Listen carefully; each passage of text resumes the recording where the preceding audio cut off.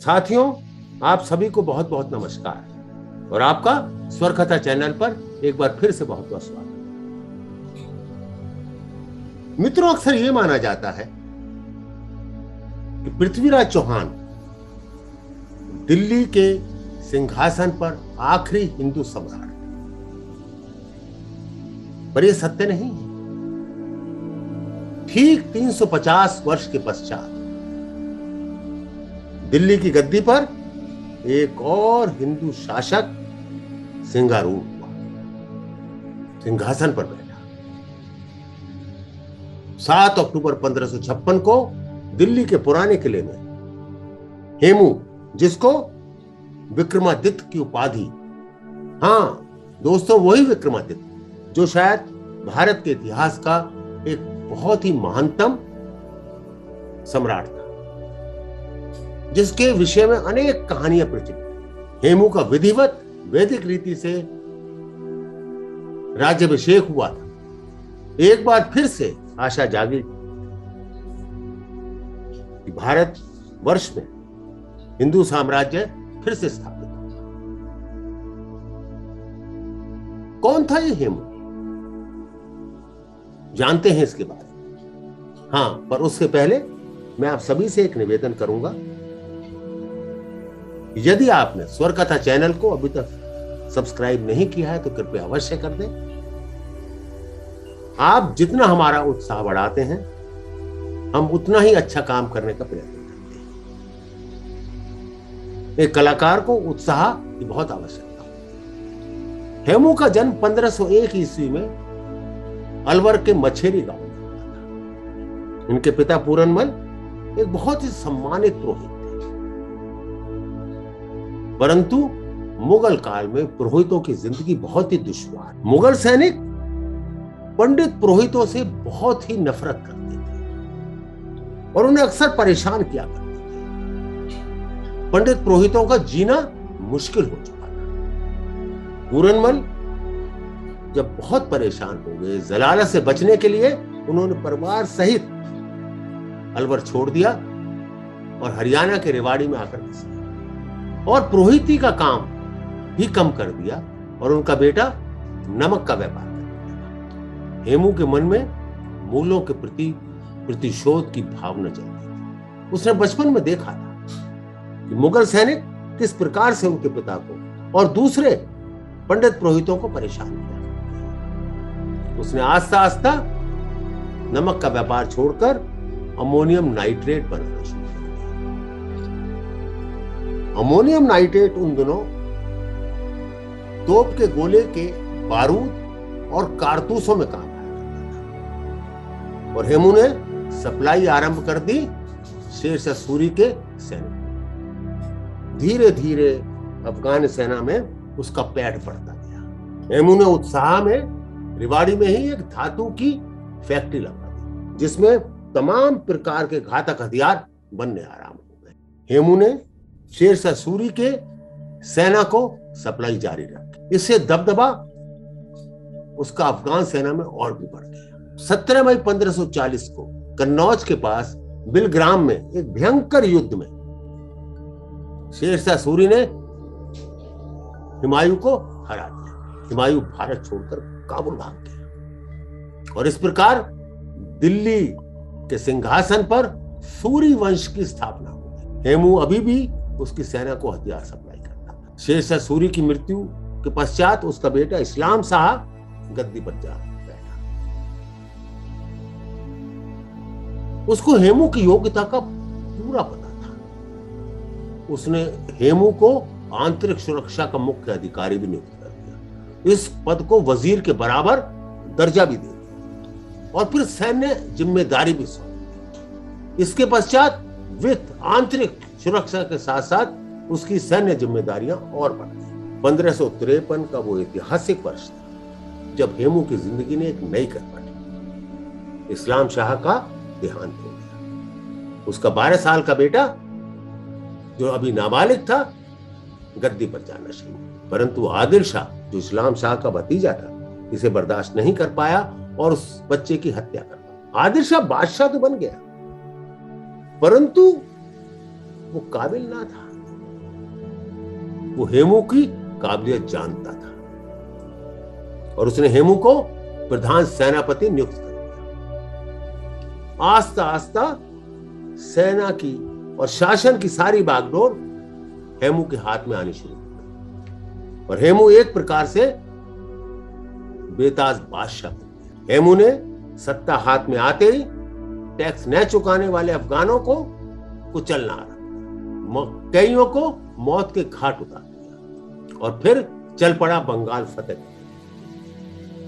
उसने बंगाल पर फतेह हासिल की और वहां अपने एक विश्वास पात्र शाहबाज खान को गवर्नर नियुक्त कर दिया। फिर इतिहास ने एक करवट लिया। 24 जनवरी 1556 को मुगल वंश के शासक हुमायूं का निधन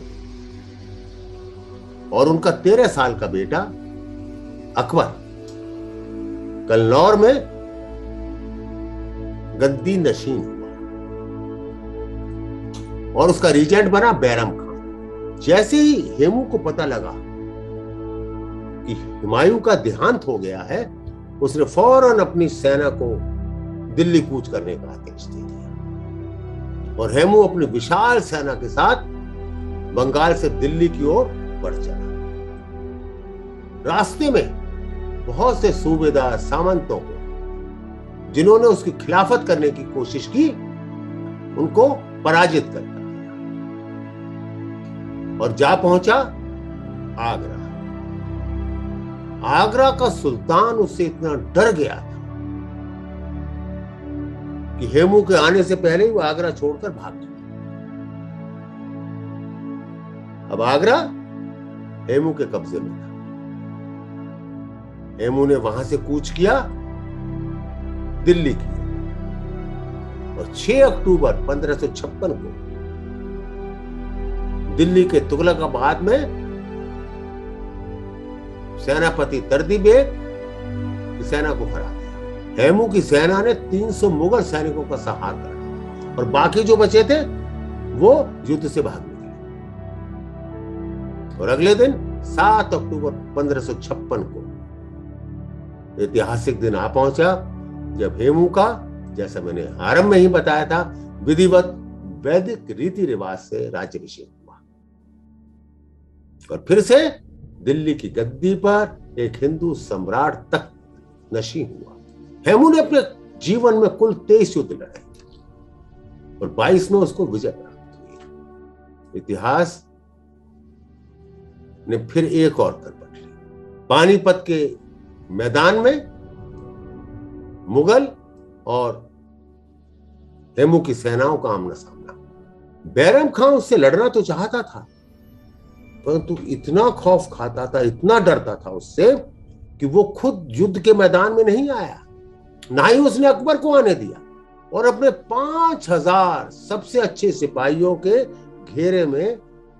घेरे की सुरक्षा में बैठा रहा ताकि यदि हार का सामना पड़े तो वो अकबर को साथ लेकर काबुल भाग जाए। पानीपत के मैदान में दोनों सेनाएं आमने सामने। हेमू के पास विशाल सेना, 1500 हाथी और तोप थे उसके पास।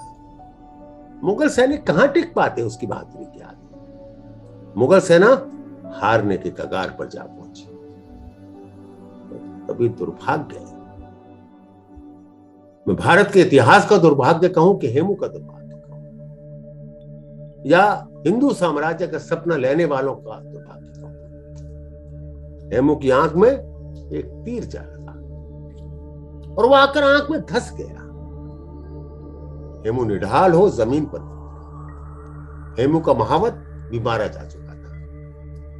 मुगल सेना ने शोर मचाना आरंभ कर दिया कि हेमू मारा गया, हेमू मारा गया, हेमू मारा गया। जैसे ये खबर हेमू के सैनिकों को लगी, वो भाग गए। राजा के मरते ही लड़ाई हार जाते हैं। उन्होंने ये भी नहीं देखा कि हेमू मरा नहीं है। इस प्रकार हेमू की सेना युद्ध हार गई। हेमू को बंदी बना दिया और जख्मी हेमू को अकबर के सामने पेश किया।